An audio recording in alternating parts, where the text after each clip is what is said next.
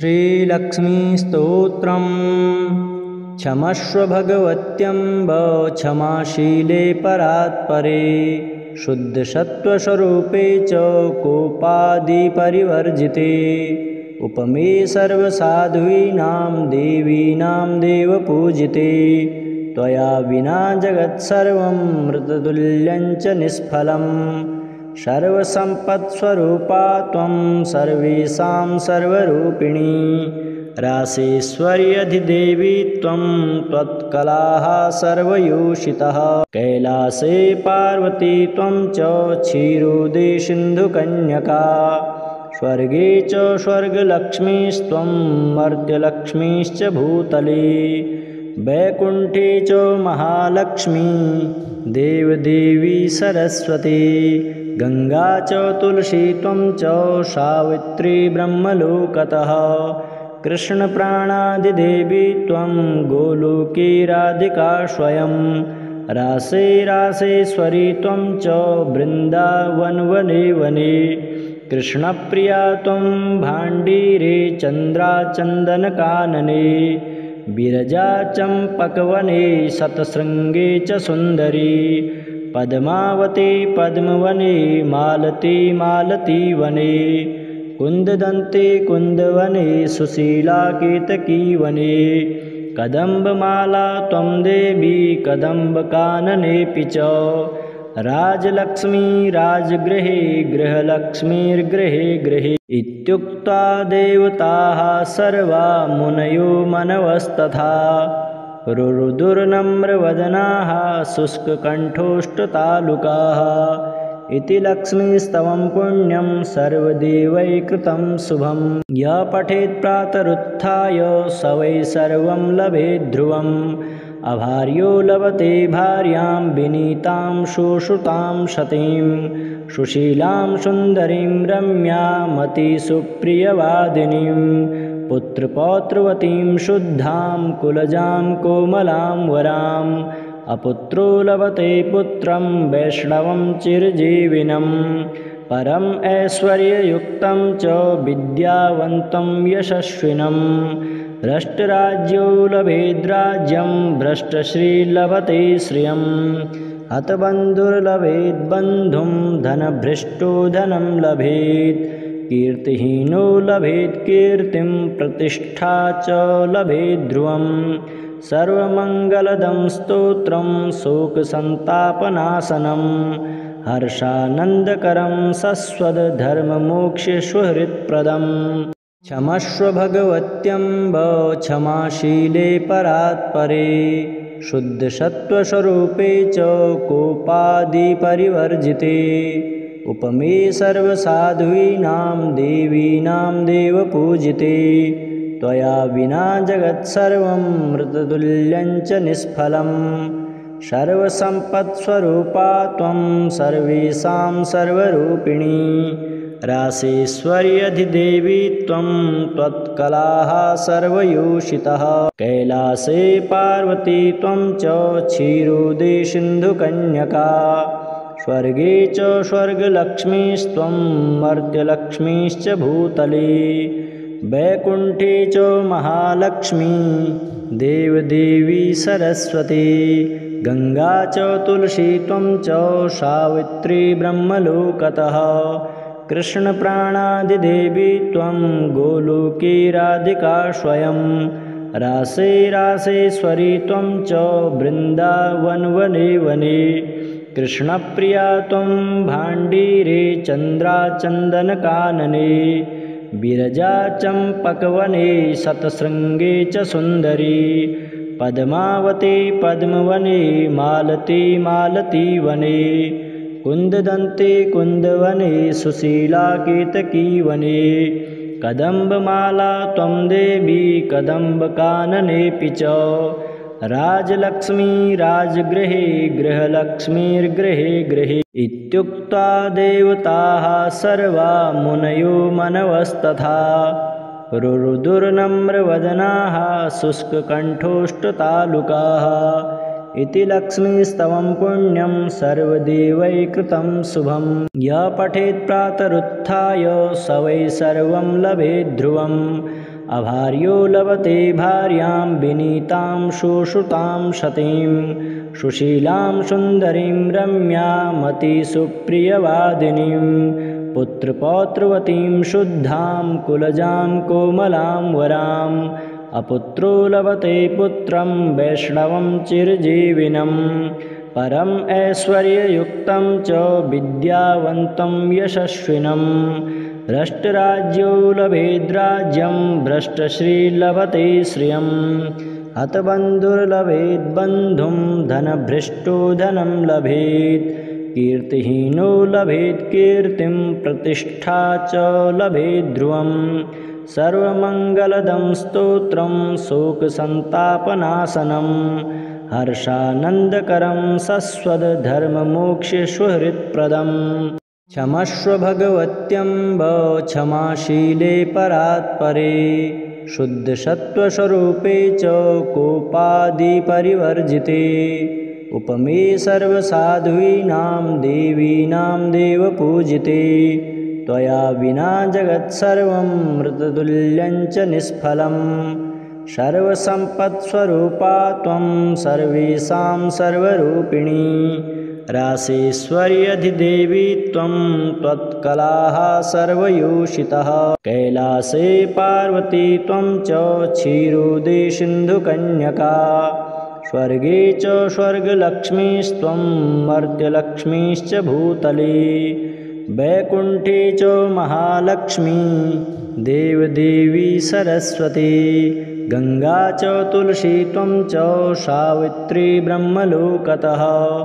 कृष्णप्राणादिदेवी त्वं गोलोके राधिका स्वयं रासे रासेश्वरी त्वं च वृन्दावनवने वने कृष्णप्रिया त्वं भाण्डीरे चन्द्राचन्दनकानने विरजा चम्पकवने शतशृङ्गे च सुन्दरी पद्मावती पद्मवने मालती मालतीवने कुन्ददन्ते कुन्दवने सुशीला केतकीवने कदम्बमाला त्वं देवी कदम्बकाननेऽपि च राजलक्ष्मी राजगृहे गृहलक्ष्मीर्गृहे गृहे इत्युक्त्वा देवताः सर्वा मुनयो मनवस्तथा रुरुदुर्नम्रवदनाः शुष्ककण्ठोष्ठतालुकाः इति लक्ष्मीस्तवं पुण्यं सर्वदेवैकृतं शुभं यः पठेत् प्रातरुत्थाय स वै सर्वं लभेत् ध्रुवम् अभार्यो लभते भार्यां विनीतां सुश्रुतां सतीं सुशीलां सुन्दरीं रम्यामतिसुप्रियवादिनीं पुत्रपौत्रवतीं शुद्धां कुलजां कोमलां वराम् अपुत्रो लभते पुत्रं वैष्णवं चिरजीविनं परम् ऐश्वर्ययुक्तं च विद्यावन्तं यशस्विनं भ्रष्टराज्यो लभेद्राज्यं भ्रष्टश्रीर्लभते श्रियं हतबन्धुर्लभेद्बन्धुं धनभ्रष्टो धनं लभेत् कीर्तिहीनो लभेत् कीर्तिं प्रतिष्ठा च लभेत् ध्रुवं सर्वमङ्गलदं स्तोत्रं शोकसन्तापनाशनं हर्षानन्दकरं सस्वधर्ममोक्षसुहृत्प्रदम् क्षमस्व भगवत्यम्ब क्षमाशीले परात्परे शुद्धसत्त्वस्वरूपे च कोपादिपरिवर्जिते उपमे सर्वसाधूनां देवीनां देवपूजिते त्वया विना जगत्सर्वं मृततुल्यं च निष्फलं सर्वसम्पत्स्वरूपा त्वं सर्वेषां सर्वरूपिणी रासेश्वर्यधिदेवी त्वं त्वत्कलाः सर्वयोषितः कैलासे पार्वती त्वं च क्षीरोदे सिन्धुकन्यका स्वर्गे च स्वर्गलक्ष्मीस्त्वं मर्त्यलक्ष्मीश्च भूतले वैकुण्ठे च महालक्ष्मी देवदेवी सरस्वती गङ्गा च तुलसी त्वं च सावित्री ब्रह्मलोकतः कृष्णप्राणादिदेवी त्वं गोलोके राधिका स्वयं रासे रासेश्वरी त्वं च वृन्दावनवने वने कृष्णप्रिया त्वं भाण्डीरे चन्द्राचन्दनकानने विरजा चम्पकवने शतशृङ्गे च सुन्दरी पद्मावती पद्मवने मालती मालतीवने कुन्ददन्ते कुन्दवने सुशीला केतकीवने कदम्बमाला त्वं देवी कदम्बकाननेऽपि च राजलक्ष्मी राजगृहे गृहलक्ष्मीर्गृहे गृहे इत्युक्त्वा देवताः सर्वा मुनयो मनवस्तथा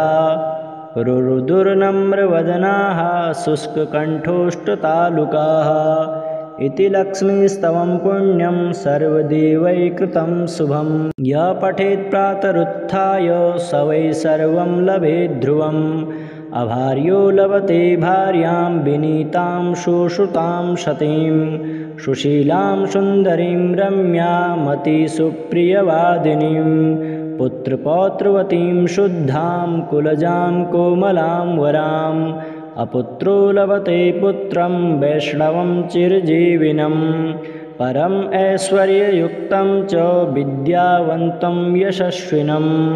भ्रष्टराज्यो लभेद्राज्यं भ्रष्टश्रीर्लभते श्रियं हतबन्धुर्लभेद्बन्धुं धनभ्रष्टो धनं लभेत् कीर्तिहीनो लभेत् कीर्तिं प्रतिष्ठा च लभेत् ध्रुवम् सर्वमङ्गलदं स्तोत्रं शोकसन्तापनाशनं हर्षानन्दकरं शश्वतधर्ममोक्षसुहृत्प्रदम् क्षमस्व भगवत्यम्ब क्षमाशीले परात्परे शुद्धसत्त्वस्वरूपे च कोपादिपरिवर्जिते उपमे सर्वसाधूनां देवीनां देवपूजिते त्वया विना जगत्सर्वं मृततुल्यञ्च निष्फलं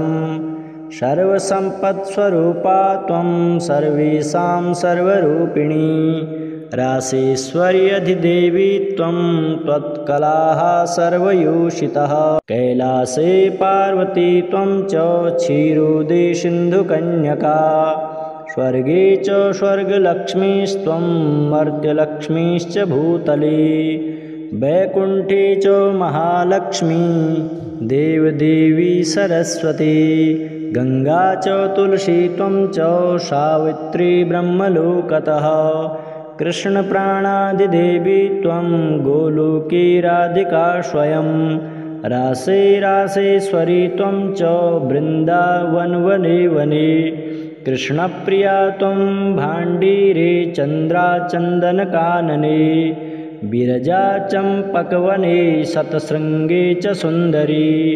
पद्मावती पद्मवने मालती मालतीवने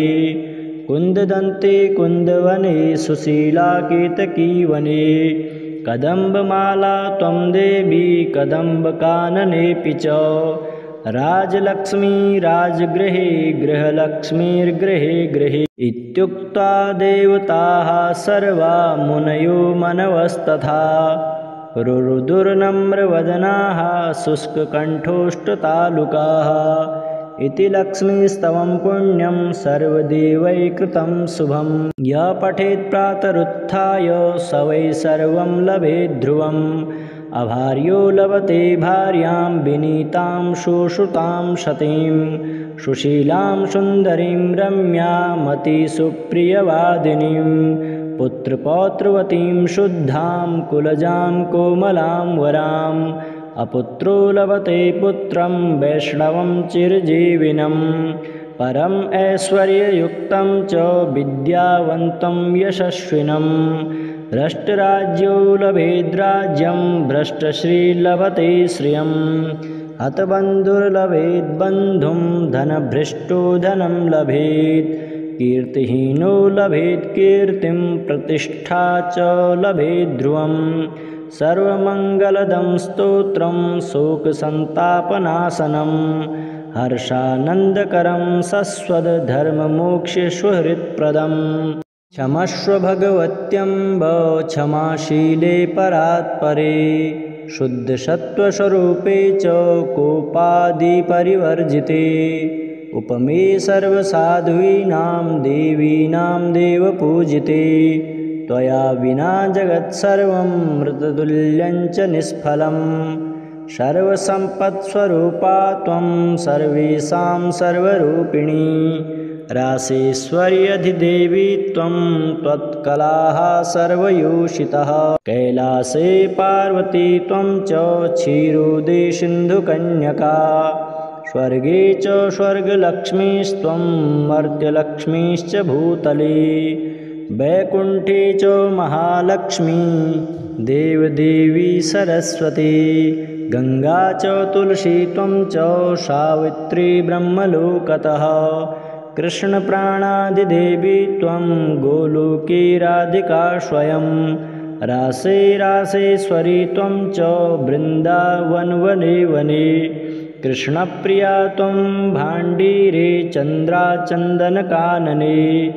विरजा चम्पकवने शतशृङ्गे च सुन्दरी पद्मावती पद्मवने मालती मालतीवने कुन्ददन्ते कुन्दवने सुशीला केतकी वने कदम्बमाला त्वं देवी कदम्बकाननेऽपि च राजलक्ष्मी राजगृहे गृहलक्ष्मीर्गृहे गृहे इत्युक्त्वा देवताः सर्वा मुनयो मनवस्तथा रुरुदुर्नम्रवदनाः शुष्ककण्ठोष्ठतालुकाः इति लक्ष्मीस्तवं पुण्यं सर्वदेवैकृतं शुभं यः पठेत् प्रातरुत्थाय स वै सर्वं लभेत् ध्रुवम् अभार्यो लभते भार्यां विनीतां सुश्रुतां सतीं सुशीलां सुन्दरीं रम्यामतिसुप्रियवादिनीं पुत्रपौत्रवतीं शुद्धां कुलजां कोमलां वराम् अपुत्रो लभते पुत्रं वैष्णवं चिरजीविनं परम् ऐश्वर्ययुक्तं च विद्यावन्तं यशस्विनं भ्रष्टराज्यो लभेद्राज्यं भ्रष्टश्रीर्लभते श्रियं हतबन्धुर्लभेद्बन्धुं धनभ्रष्टो धनं लभेत् कीर्तिहीनो लभेत् कीर्तिं प्रतिष्ठा च लभेत् ध्रुवम् सर्वमङ्गलदं स्तोत्रं शोकसन्तापनाशनं हर्षानन्दकरं शश्वतधर्ममोक्षसुहृत्प्रदम् क्षमस्व भगवत्यम्ब क्षमाशीले परात्परे शुद्धसत्त्वस्वरूपे च कोपादिपरिवर्जिते उपमे सर्वसाध्वीनां देवीनां देवपूजिते त्वया विना जगत्सर्वं मृततुल्यञ्च निष्फलं सर्वसम्पत्स्वरूपा त्वं सर्वेषां सर्वरूपिणी रासेश्वर्यधिदेवी त्वं त्वत्कलाः सर्वयोषितः कैलासे पार्वती त्वं च क्षीरोदे सिन्धुकन्यका स्वर्गे च स्वर्गलक्ष्मीस्त्वं मर्त्यलक्ष्मीश्च भूतले वैकुण्ठे च महालक्ष्मी देवदेवी सरस्वती गङ्गा च तुलसी त्वं च सावित्री ब्रह्मलोकतः कृष्णप्राणादिदेवी त्वं गोलोके राधिका स्वयं रासे रासेश्वरी त्वं च वृन्दावनवने वने कृष्णप्रिया त्वं भाण्डीरे चन्द्राचन्दनकानने विरजा चम्पकवने शतशृङ्गे च सुन्दरी पद्मावती पद्मवने मालती मालतीवने कुन्ददन्ते कुन्दवने सुशीला केतकी वने कदम्बमाला त्वं देवी कदम्बकाननेऽपि च राजलक्ष्मी राजगृहे गृहलक्ष्मीर्गृहे गृहे इत्युक्त्वा देवताः सर्वा मुनयो मनवस्तथा रुरुदुर्नम्रवदनाः शुष्ककण्ठोष्ठतालुकाः इति लक्ष्मीस्तवं पुण्यं सर्वदेवैकृतं शुभं यः पठेत् प्रातरुत्थाय स वै सर्वं लभेत् ध्रुवम् अभार्यो लभते भार्यां विनीतां सुश्रुतां सतीं सुशीलां सुन्दरीं रम्यामतिसुप्रियवादिनीं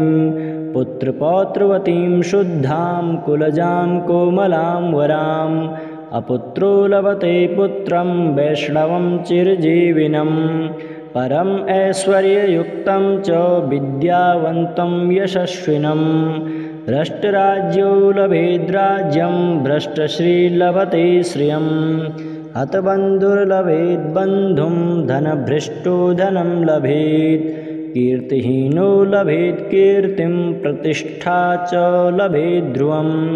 सर्वमङ्गलदं स्तोत्रं शोकसन्तापनाशनं हर्षानन्दकरं शश्वतधर्ममोक्षेष्वहृत्प्रदम् क्षमस्व भगवत्यम्ब क्षमाशीले परात्परे शुद्धसत्त्वस्वरूपे च कोपादिपरिवर्जिते उपमे सर्वसाध्वीनां देवीनां देवपूजिते त्वया विना जगत्सर्वं मृततुल्यञ्च निष्फलं सर्वसम्पत्स्वरूपा त्वं सर्वेषां सर्वरूपिणी रासेश्वर्यधिदेवी त्वं त्वत्कलाः सर्वयोषितः कैलासे पार्वती त्वं च क्षीरोदे सिन्धुकन्यका स्वर्गे च स्वर्गलक्ष्मीस्त्वं मर्त्यलक्ष्मीश्च भूतले वैकुण्ठे च महालक्ष्मी देवदेवी सरस्वती गङ्गा च तुलसी त्वं च सावित्री ब्रह्मलोकतः कृष्णप्राणादिदेवी त्वं गोलोके राधिका स्वयं रासे रासेश्वरी त्वं च वृन्दावनवने वने कृष्णप्रिया त्वं भाण्डीरे चन्द्राचन्दनकानने विरजा चम्पकवने शतशृङ्गे च सुन्दरी पद्मावती पद्मवने मालती मालतीवने कुन्ददन्ते कुन्दवने सुशीला केतकीवने कदम्बमाला त्वं देवी कदम्बकाननेऽपि च राजलक्ष्मी राजगृहे गृहलक्ष्मीर्गृहे गृहे इत्युक्त्वा देवताः सर्वा मुनयो मनवस्तथा रुरुदुर्नम्रवदनाः शुष्ककण्ठोष्ठतालुकाः इति लक्ष्मीस्तवं पुण्यं सर्वदेवैकृतं शुभं यः पठेत् प्रातरुत्थाय स वै सर्वं लभेत् ध्रुवम् अभार्यो लभते भार्यां विनीतां सुश्रुतां सतीं सुशीलां सुन्दरीं रम्यामतिसुप्रियवादिनीं पुत्रपौत्रवतीं शुद्धां कुलजां कोमलां वराम् अपुत्रो लभते पुत्रं वैष्णवं चिरजीविनं परम् ऐश्वर्ययुक्तं च विद्यावन्तं यशस्विनं भ्रष्टराज्यो लभेद्राज्यं भ्रष्टश्रीर्लभते श्रियं हतबन्धुर्लभेद्बन्धुं धनभ्रष्टो धनं लभेत् कीर्तिहीनो लभेत् कीर्तिं प्रतिष्ठा च लभेत् ध्रुवं सर्वमङ्गलदं स्तोत्रं शोकसन्तापनाशनं हर्षानन्दकरं शश्वतधर्ममोक्षेष्वहृत्प्रदम् क्षमस्व भगवत्यम्ब क्षमाशीले परात्परे शुद्धसत्त्वस्वरूपे च कोपादिपरिवर्जिते उपमे सर्वसाध्वीनां देवीनां देवपूजिते त्वया विना जगत्सर्वं मृततुल्यञ्च निष्फलं सर्वसम्पत्स्वरूपा त्वं सर्वेषां सर्वरूपिणी रासेश्वर्यधिदेवी त्वं त्वत्कलाः सर्वयोषितः कैलासे पार्वती त्वं च क्षीरोदे सिन्धुकन्यका स्वर्गे च स्वर्गलक्ष्मीस्त्वं मर्त्यलक्ष्मीश्च भूतले वैकुण्ठे च महालक्ष्मी देवदेवी सरस्वती गङ्गा च तुलसी त्वं च सावित्री ब्रह्मलोकतः कृष्णप्राणादिदेवी त्वं गोलोके राधिका स्वयं रासे रासेश्वरी त्वं च वृन्दावनवने वने कृष्णप्रिया त्वं भाण्डीरे चन्द्राचन्दनकानने विरजा चम्पकवने शतशृङ्गे च सुन्दरी पद्मावती पद्मवने मालती मालतीवने कुन्ददन्ते कुन्दवने सुशीला केतकी वने कदम्बमाला त्वं देवी कदम्बकाननेऽपि च राजलक्ष्मी राजगृहे गृहलक्ष्मीर्गृहे गृहे इत्युक्त्वा देवताः सर्वा मुनयो मनवस्तथा रुरुदुर्नम्रवदनाः शुष्ककण्ठोष्ठतालुकाः इति लक्ष्मीस्तवं पुण्यं सर्वदेवैः कृतं शुभं यः पठेत् प्रातरुत्थाय स वै सर्वं लभेत् ध्रुवम् अभार्यो लभते भार्यां विनीतां शुश्रुतां सतीं सुशीलां सुन्दरीं रम्यामतिसुप्रियवादिनीं पुत्रपौत्रवतीं शुद्धां कुलजां कोमलां वराम् अपुत्रो लभते पुत्रं वैष्णवं चिरजीविनं परम् ऐश्वर्ययुक्तं च विद्यावन्तं यशस्विनं भ्रष्टराज्यो लभेद्राज्यं भ्रष्टश्रीर्लभते श्रियं हतबन्धुर्लभेत् बन्धुं धनभ्रष्टो धनं लभेत् कीर्तिहीनो लभेत् कीर्तिं प्रतिष्ठा च लभेत् ध्रुवम् सर्वमङ्गलदं स्तोत्रं शोकसन्तापनाशनं हर्षानन्दकरं शश्वतधर्ममोक्षसुहृत्प्रदम् क्षमस्व भगवत्यम्ब क्षमाशीले परात्परे शुद्धसत्त्वस्वरूपे च कोपादिपरिवर्जिते उपमे सर्वसाध्वीनां देवीनां देवपूजिते त्वया विना जगत्सर्वं मृततुल्यञ्च निष्फलम् सर्वसम्पत्स्वरूपा त्वं सर्वेषां सर्वरूपिणी रासेश्वर्यधिदेवी त्वं त्वत्कलाः सर्वयोषितः कैलासे पार्वती त्वं च क्षीरोदे सिन्धुकन्यका स्वर्गे च स्वर्गलक्ष्मीस्त्वं मर्त्यलक्ष्मीश्च भूतले वैकुण्ठे च महालक्ष्मी देवदेवी सरस्वती गङ्गा च तुलसी त्वं च सावित्री ब्रह्मलोकतः कृष्णप्राणादिदेवी त्वं गोलोके राधिका स्वयं रासे रासेश्वरी त्वं च वृन्दावनवने वने कृष्णप्रिया त्वं भाण्डीरे चन्द्राचन्दनकानने विरजा चम्पकवने शतशृङ्गे च सुन्दरी पद्मावती पद्मवने मालती मालतीवने कुन्ददन्ते कुन्दवने सुशीला केतकी वने कदम्बमाला त्वं देवी कदम्बकाननेऽपि च राजलक्ष्मी राजगृहे गृहलक्ष्मीर्गृहे गृहे इत्युक्त्वा देवताः सर्वा मुनयो मनवस्तथा रुरुदुर्नम्रवदनाः शुष्ककण्ठोष्ठतालुकाः इति लक्ष्मीस्तवं पुण्यं सर्वदेवैः कृतं शुभं यः पठेत् प्रातरुत्थाय स वै सर्वं लभेत् ध्रुवम् अभार्यो लभते भार्यां विनीतां शुश्रुतां सतीं सुशीलां सुन्दरीं रम्यामतिसुप्रियवादिनीं पुत्रपौत्रवतीं शुद्धां कुलजां कोमलां वराम् अपुत्रो लभते पुत्रं वैष्णवं चिरजीविनं परम् ऐश्वर्ययुक्तं च विद्यावन्तं यशस्विनं भ्रष्टराज्यो लभेद्राज्यं भ्रष्टश्रीर्लभते श्रियं हतबन्धुर्लभेत् बन्धुं धनभ्रष्टो धनं लभेत् कीर्तिहीनो लभेत् कीर्तिं प्रतिष्ठा च लभेत् ध्रुवम् सर्वमङ्गलदं स्तोत्रं शोकसन्तापनाशनं हर्षानन्दकरं शश्वतधर्ममोक्षसुहृत्प्रदम् क्षमस्व भगवत्यम्ब क्षमाशीले परात्परे शुद्धसत्त्वस्वरूपे च कोपादिपरिवर्जिते उपमे सर्वसाध्वीनां देवीनां देवपूजिते त्वया विना जगत्सर्वं मृततुल्यञ्च निष्फलं सर्वसम्पत्स्वरूपा त्वं सर्वेषां सर्वरूपिणी